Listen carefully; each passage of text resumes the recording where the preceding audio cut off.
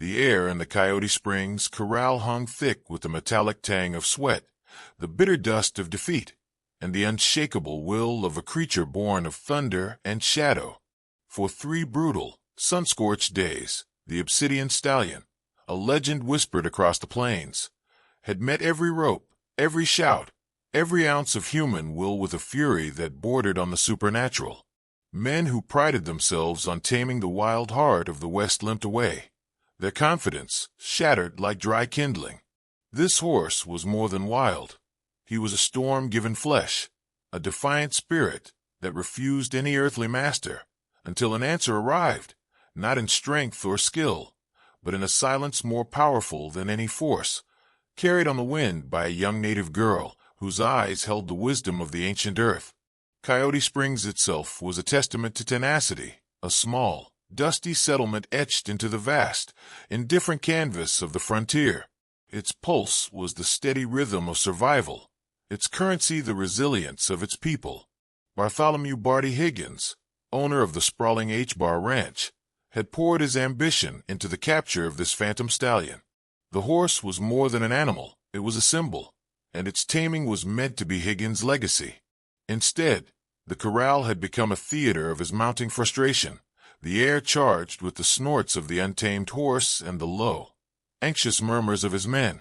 Away from the epicenter of the struggle, where the cottonwoods offered a sliver of shade along the creek, lay the temporary camp of the Ute people. Among them was Anawa, Morning Star, a girl on the cusp of womanhood.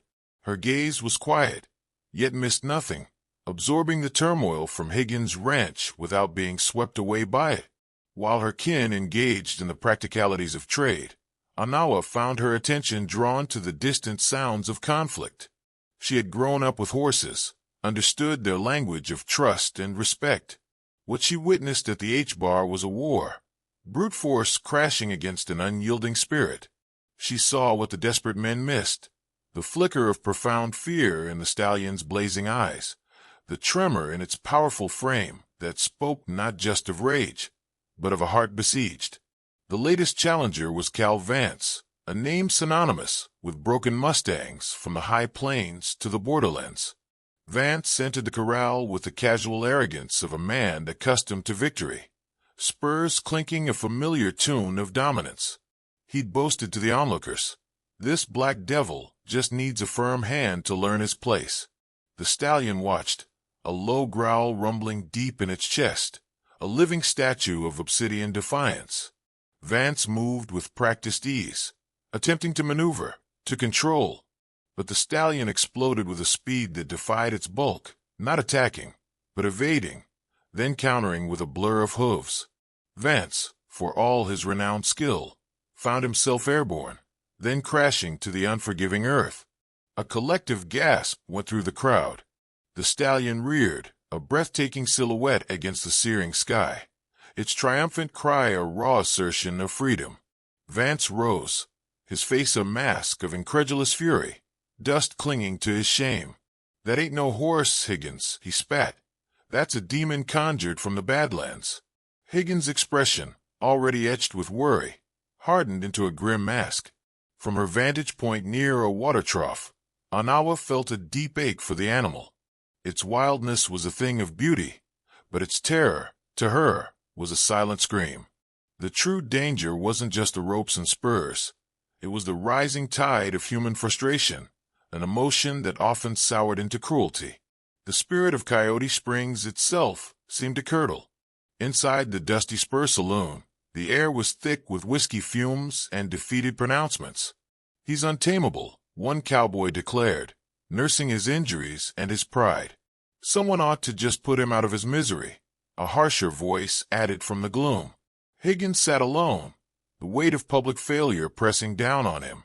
His foreman, Patch, a man whose face was a roadmap of hard years, offered desperate solutions. "Maybe a harsher bit, Barty, or withhold water." Higgins waved a dismissive hand, the thought of such methods leaving a bitter taste. They broke more than just will. They broke the soul. But the alternative, utter failure, gnawed at him. Anawa heard the increasingly desperate talk, the dark suggestions that drifted from a saloon, from the tight knots of men whose patience had worn thin. Her concern deepened. She had seen spirits broken by fear, magnificent creatures reduced to hollow shells. This stallion, this embodiment of untamed life, deserved better. During a lull, when the heat and exhaustion drove the men to seek shade, Anawa approached the corral. The stallion stood in the farthest corner, its coat matted, its flanks still heaving. It watched her with wide, suspicious eyes. She made no attempt to enter, no move to startle. Instead, she settled on the parched earth some distance away and began to hum, a low, ancient melody her grandmother had sung to soothe restless hearts. She did not stare, but kept the stallion in her soft gaze. After a long, patient while, she noticed a subtle change. Its breathing eased. Its ears, though still alert, seemed to flick with a nascent curiosity rather than alarm. She had brought a few wild berries, sweet and dark, gathered from the creek bank.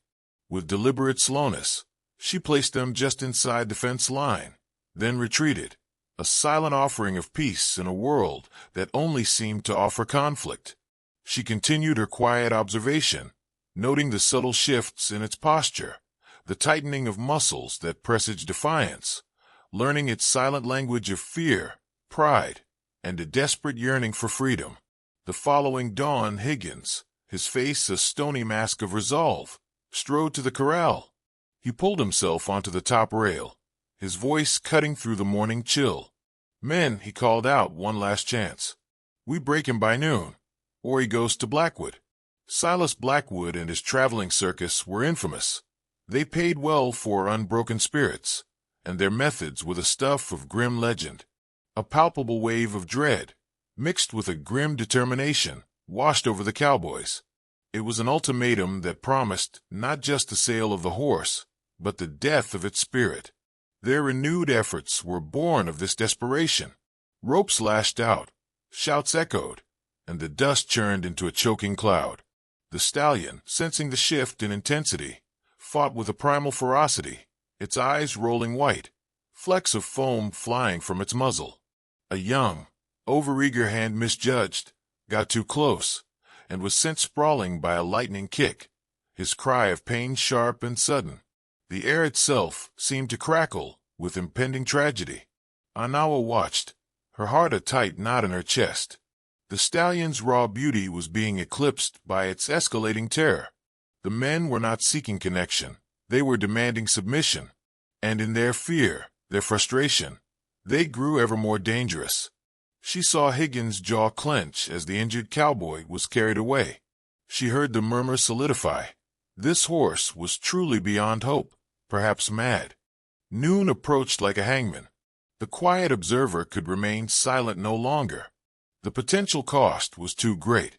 With a breath that seemed to draw strength from the very earth beneath her bare feet, she began to walk towards the corral gate, the cacophony of the struggle receding as a singular, unwavering purpose filled her. As Anawa reached the heavy wooden gate, a strange quiet began to settle over the frenzied scene. The exhausted cowboys, momentarily pausing their assault, turned to stare, their expressions a mixture of disbelief and irritation. Bartholomew Higgins, about to unleash another torrent of orders, stopped, his brow knitting in confusion. "What in tarnation are you doing, girl?" he demanded, his voice strained. "Get back from there. That beast will tear you apart."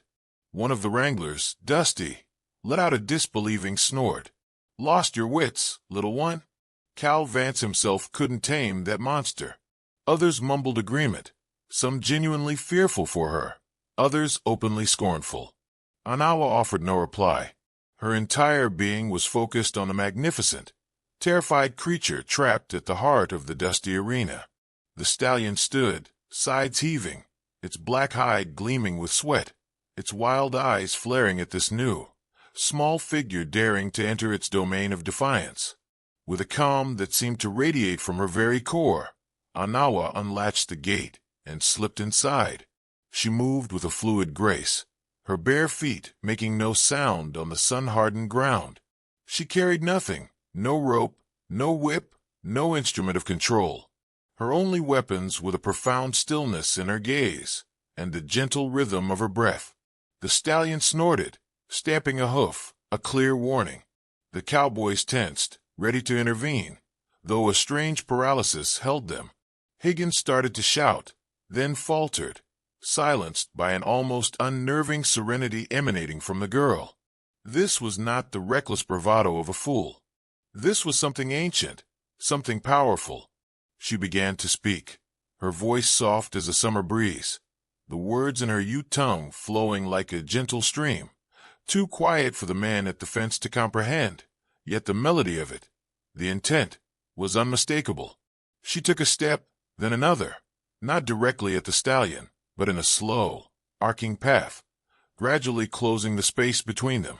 The stallion watched, its head held high, ears swiveling, processing this entirely unexpected intrusion. It tensed as she drew nearer, but it did not charge, did not rear. The frantic, violent energy that had consumed it for days began to ebb, replaced by a deep, wary curiosity. Her dark eyes, pools of tranquil understanding, never left the horse, yet held no challenge, no threat, only an open, unwavering empathy. She saw not a beast to be conquered, but a spirit to be met. This was the heart of the unfolding miracle, the twist no one could have foreseen, that the key to this wild soul lay not in force, but in a quiet communion that transcended fear and the barriers of kind. The onlookers stood frozen, their own breath caught in their throats, the mundane world falling away as they witnessed something truly profound. The relentless sun blazed overhead, but within the confines of the corral, a different kind of light was dawning. Anawa continued her soft murmurings, her movements deliberate and unhurried. The stallion, the same creature that had met every previous human approach with explosive, untamed fury, remained standing. Its powerful body was still a coiled spring of potential energy, but the wild terror in its eyes was slowly, almost imperceptibly, yielding to something else, an intense, focused listening. Its nostrils flared, drinking in her scent, so utterly different from the acrid smell of male sweat and fear that had defined its captivity. She was now only a few feet away. The silence from the perimeter was absolute, a shared moment of suspended disbelief. Even the buzz of insects in the distant grasses seemed to have ceased. Anawa stopped. She extended a hand, palm open, held low in a universal gesture of peace. The stallion flinched, a subtle tremor rippling its skin, but it held its ground. She waited, her patience as deep and enduring as the ancient mountains that watched over the plains. Then, with an infinite, heart-stopping slowness, the great blackhead began to lower.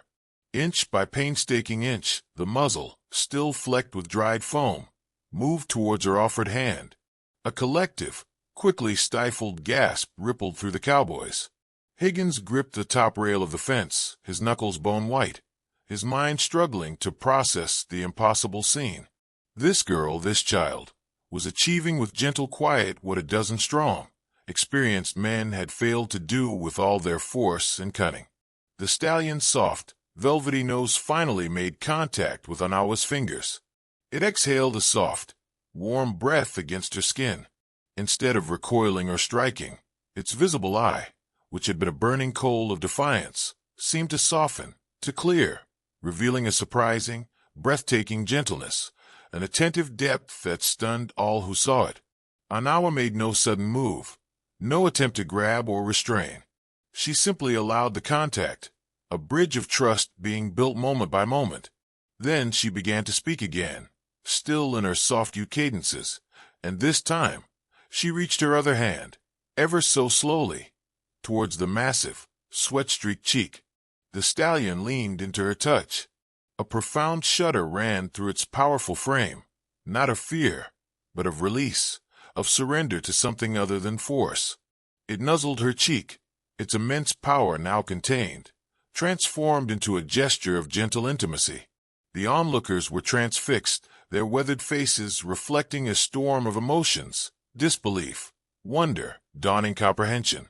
Cal Vance, his arm now bound in a makeshift sling, stared, his jaw hanging slack.